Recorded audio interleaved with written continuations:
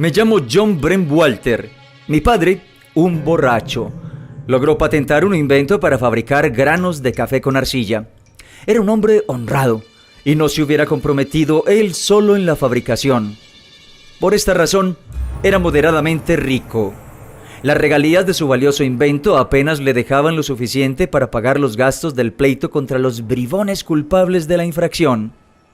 Fue así como yo carecí de muchas de las ventajas que gozan los hijos de padres deshonestos e inescrupulosos, y de no haber sido por una madre noble y devota, quien descuidó a mis hermanos y a mis hermanas y vigiló personalmente mi educación, habría crecido en la ignorancia y habría sido obligado a asistir a la escuela. Ser el hijo favorito de una mujer bondadosa es mejor que el oro. Cuando yo tenía 19 años, mi padre tuvo la desgracia de morir. Había tenido siempre una salud perfecta y su muerte, ocurrida a la hora de cenar y sin previo aviso, a nadie sorprendió tanto como a él mismo. Esa misma mañana le habían notificado la adjudicación de la patente de un invento para forzar cajas de caudales por presión hidráulica y sin hacer ruido.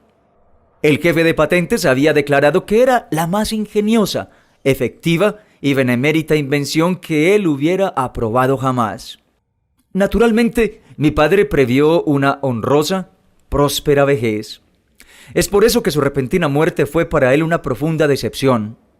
Mi madre, en cambio, para quien la piedad y la resignación ante los designios del cielo eran virtudes conspicuas de su carácter, estaba aparentemente menos conmovida. Hacia el final de la comida, una vez que el cuerpo de mi pobre padre fue alzado del cielo, nos reunió a todos en el cuarto contiguo y nos habló de esta manera: «Hijos míos, el extraño suceso que han presenciado es uno de los más desagradables incidentes en la vida de un hombre honrado, y les aseguro que me resulta poco agradable.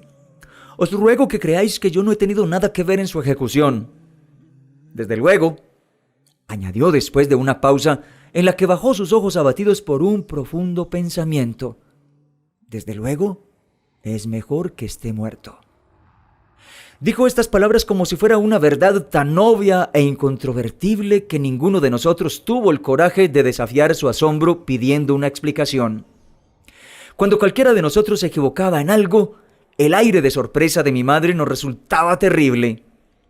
Un día, cuando en un arranque de mal humor me tomé la libertad de cortarle la oreja al bebé, sus simples palabras, «John, me sorprendes», fueron para mí una recriminación tan severa que al fin de una noche de insomnio fui llorando hasta ella y, arrojándome a sus pies, exclamé: «Madre, perdóname por haberte sorprendido». Así, ahora, todos, incluso el bebé de una sola oreja, sentimos que aceptar sin preguntar el hecho de que era mejor, en cierto modo, que nuestro querido padre estuviese muerto, provocaría menos fricciones. Mi madre continuó: «Debo deciros, hijos míos, que en el caso de una repentina y misteriosa muerte, la ley exige que venga el médico forense, corte en pedazos el cuerpo y lo someta a un grupo de hombres quienes, después de inspeccionarlos, declaran a la persona muerta. Por hacer esto, el forense recibe una gran suma de dinero. Deseo eludir tan penosa formalidad. Eso es algo que nunca tuvo la aprobación de los restos. John». Aquí mi madre volvió hacia mí su rostro angelical. «Tú eres un joven educado y muy discreto. Ahora tienes la oportunidad de demostrar tu gratitud por todos los servicios que nos impuso tu educación. John, ve y mata al forense».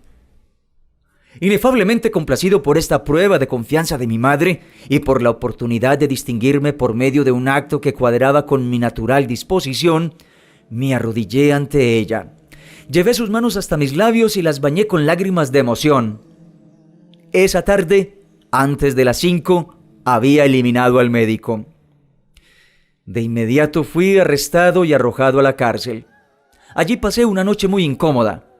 Me fue imposible dormir a causa de la irreverencia de mis compañeros de celda, 2 clérigos, a quienes la práctica teológica había dado abundantes ideas impías y un dominio absolutamente único del lenguaje blasfemo.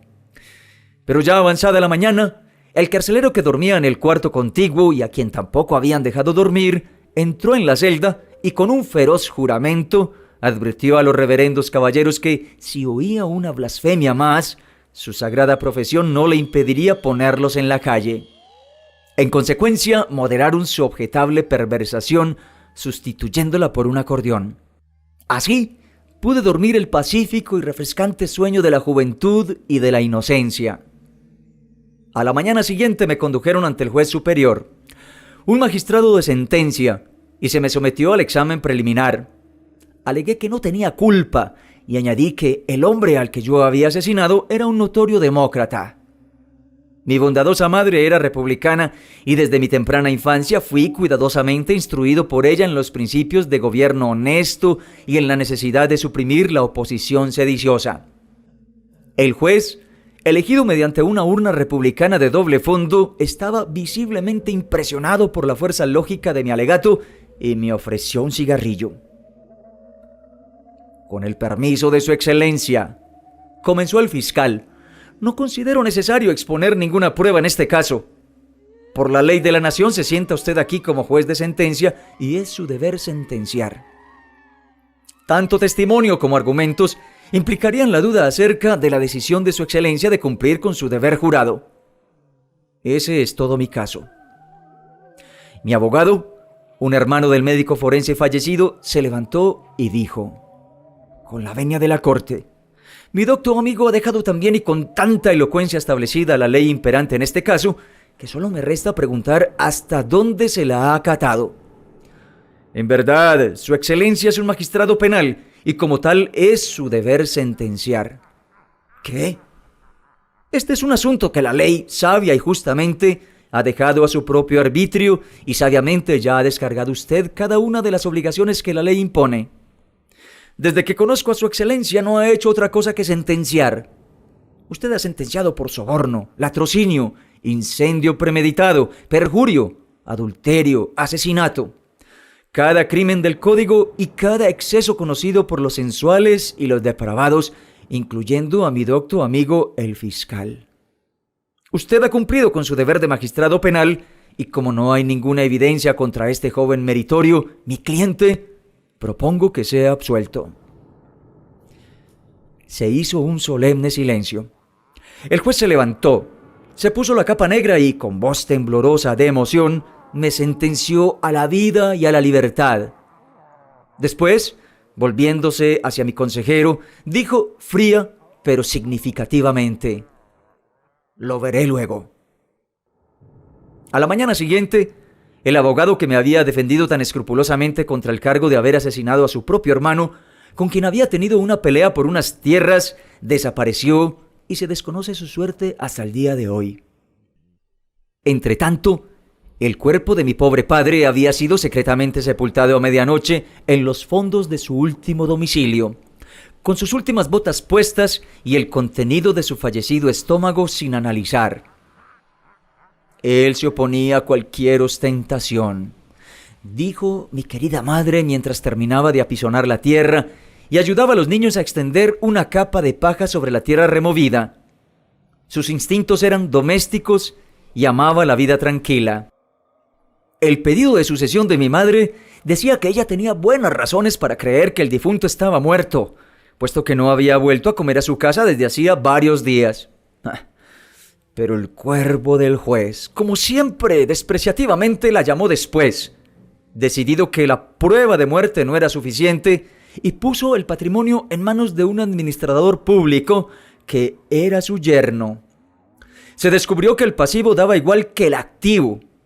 Solo había quedado la patente de invención del dispositivo para forzar cajas de seguridad por presión hidráulica y en silencio, y ésta había pasado a la propiedad legítima del juez testamentario y del administrador público, como mi querida madre prefería decirlo. Así, en unos pocos meses, una acaudalada y respetable familia fue reducida de la prosperidad al delito. La necesidad nos obligó a trabajar. Diversas consideraciones, tales como la idoneidad personal, la inclinación, etc., nos guiaban en la selección de nuestras ocupaciones. Mi madre abrió una selecta escuela privada para enseñar el arte de alterar las manchas sobre las alfombras de piel de leopardo. El mayor de mis hermanos, George Heidy, a quien le gustaba la música, se convirtió en el corneta de un asilo para sordomudos de los alrededores. Mi hermana Mary María aceptaba pedidos de esencias de picaportes para condimentar fuentes minerales del profesor Pumpernickel, y yo me establecí como ajustador y dorador de vigas para orcas. Los demás, demasiado jóvenes para trabajar, continuaron con el robo de pequeños artículos expuestos en la vidriera de las tiendas, tal como habían sido enseñados. En nuestros ratos de ocio atraíamos a nuestra casa a los viajeros y enterrábamos los cuerpos en un sótano. En una parte de este sótano guardábamos vinos, licores y provisiones. De la rapidez con que desaparecían nos sobrevino la supersticiosa creencia de que los espíritus de las personas enterradas volvían a la noche y se daban un festín. Al menos era cierto que con frecuencia, de mañana, solíamos descubrir trozos de carnes adobadas, mercaderías envasadas y restos de comida ensuciando el lugar, a pesar de que había sido cerrado con llave y atrancado, previendo toda intromisión humana. Se propuso sacar las provisiones y almacenarlas en cualquier otro sitio, pero nuestra querida madre, siempre generosa y hospitalaria, dijo que era mejor soportar la pérdida que arriesgarse a ser descubiertos. Si a los fantasmas les era negada esta insignificante gratificación, podrían iniciar una investigación que echaría por tierra nuestro esquema de la división del trabajo, desviando las energías de toda la familia hacia la simple industria a la cual yo me dedicaba. Todos tendríamos que decorar las vigas de las orcas. Aceptamos su decisión con filial sumisión, que se debía a nuestro respeto por su sabiduría y la pureza de su carácter. Una noche, mientras todos estábamos en el sótano, ninguno se atrevía a entrar solo, ocupados en la tarea de dispensar al alcalde de una ciudad vecina los solemnes oficios del entierro cristiano, mi madre y los niños pequeños sosteniendo cada uno una vela, mientras que George Henry y yo trabajábamos con la pala y el pico. Mi hermana Mary María profirió un chillido y se cubrió los ojos con las manos. Estábamos todos sobrecogidos de espanto y las exequias del alcalde fueron suspendidas de inmediato, mientras que, pálidos y con la voz temblorosa, le rogamos que nos dijera qué cosa la había alarmado. Los niños más pequeños temblaban tanto que sostenían las velas con escasa firmeza, y las ondulantes sombras de nuestras figuras danzaban sobre las paredes con movimientos toscos y grotescos que adoptaban las más pavorosas actitudes. La cara del hombre muerto, ora fulgurando horriblemente a la luz, ora extinguiéndose a través de alguna fluctuante sombra, parecía adoptar cada vez una nueva y más imponente expresión, una amenaza aún más maligna. Más asustadas que nosotros por el grito de la niña, las ratas se echaron a correr en multitudes por el lugar, lanzando penetrantes chillidos o con sus ojos fijos estrellando la oscura opacidad de algún distante rincón, meros puntos de luz verde, haciendo juego con la pálida fosforescencia de la podredumbre que llenaba la tumba a medio cavar y que parecía la visible manifestación de un leve olor a moribundo que corrompía el aire insalubre. Ahora los niños sollozaban y se pegaban a las piernas de sus mayores, dejando caer las velas, mientras que nosotros estábamos a punto de ser abandonados en la total oscuridad, excepto por esa luz siniestra que fluía despaciosamente por encima de la tierra revuelta e inundaba los bordes de la tumba como una fuente. Entretanto, mi hermana, arrodillada sobre la tierra extraída de la excavación, se había quitado las manos de la cara y estaba mirando con ojos dilatados en el interior de un oscuro espacio que había entre dos barriles de vino. ¡Allí está! ¡Allí está!, chilló señalando. ¡Dios del cielo! ¿No podéis verlo? Y realmente estaba allí, una figura humana apenas discernible en las tinieblas.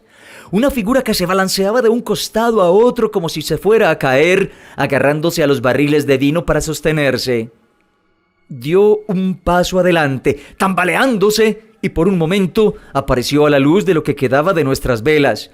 Luego se irguió pesadamente y cayó postrada en tierra. En ese momento todos habíamos reconocido la figura, la cara y el porte de nuestro padre.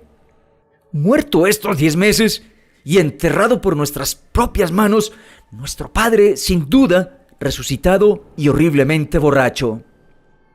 En los incidentes ocurridos durante la fuga precipitada de ese terrible lugar, en la aniquilación de todo humano sentimiento en ese tumultuoso, loco apretujarse por la húmeda y mohosa escalera, resbalando, cayendo, derribándose y trepando uno sobre la espalda del otro, las luces extinguidas, los bebés pisoteados por sus robustos hermanos y arrojados de vuelta a la muerte por un brazo maternal. En todo esto no me atrevo a pensar. Mi madre, mi hermano y mi hermana mayores y yo escapamos.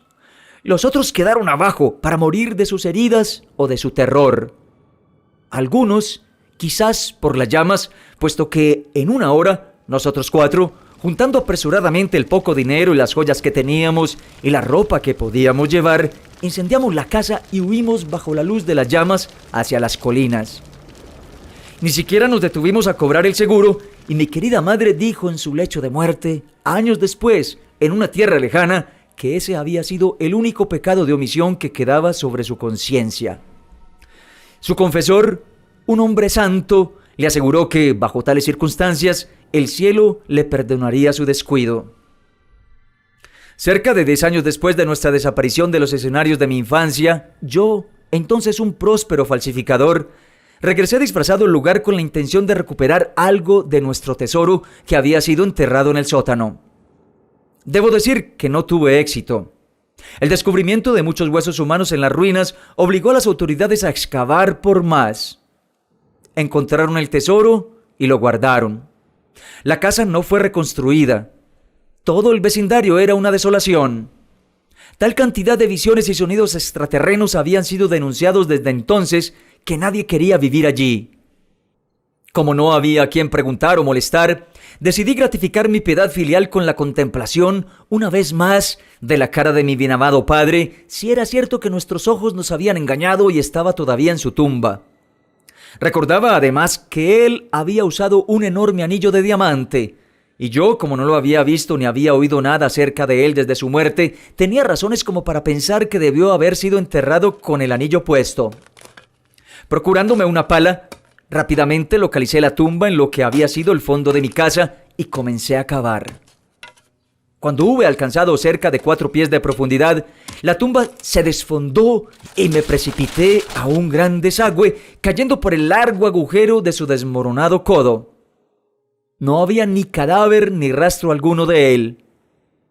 Imposibilitado para salir de la excavación, me arrastré por el desagüe. Quité con cierta dificultad una masa de escombros carbonizados y de ennegrecida mampostería que lo obstaculizaba y salí por lo que había sido aquel funesto sótano. Todo estaba claro. Mi padre, cualquier cosa que fuera lo que le había provocado esa descompostura durante la cena, y pienso que mi santa madre hubiera podido arrojar algo de luz sobre ese asunto, había sido indudablemente enterrado vivo. La tumba se había excavado accidentalmente sobre el olvidado desagüe hasta el recodo del baño, y como no utilizamos ataúd, sus esfuerzos por sobrevivir habían roto la podrida mampostería, cayendo a través de ella y escapando finalmente hacia el interior del sótano. Sintiendo que no era bienvenido en su propia casa, pero no teniendo otra, había vivido en reclusión subterránea como testigo de nuestro ahorro y como pensionista de nuestra providencia. Él era quien se comía nuestra comida, él quien se bebía nuestro vino. No era mejor que un ladrón. En un momento de intoxicación y sintiendo, sin duda, necesidad de compañía, que es el único vínculo afín entre un borracho y su raza, abandonó el lugar de su escondite en un momento extrañamente inoportuno, acarreando deplorables consecuencias a aquellos más cercanos y queridos. Un desatino que tuvo casi la dignidad de un crimen.